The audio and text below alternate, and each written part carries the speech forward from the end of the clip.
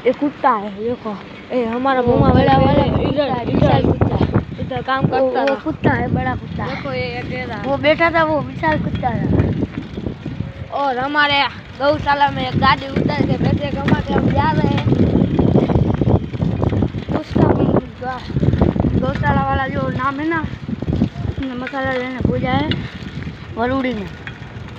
तो चलो चले।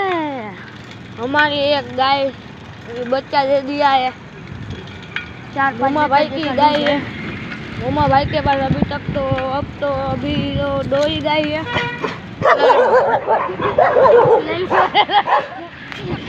दिया है भाई, बीच लगी थी। मुमा भाई मुमा तू रेवा दो। मेरा भाई नहीं, मेरा खाली आंगली देखा है पगी हूँ। मरवाना है, हमको भी साथ में मरवाएगा। मेरी गांड बट रही है, बिना गांव पे लेके आया है भोसले वाला।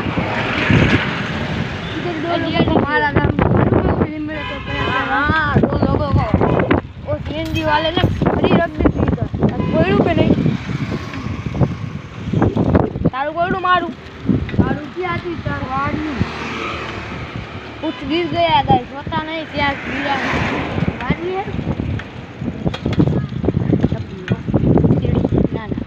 बोला है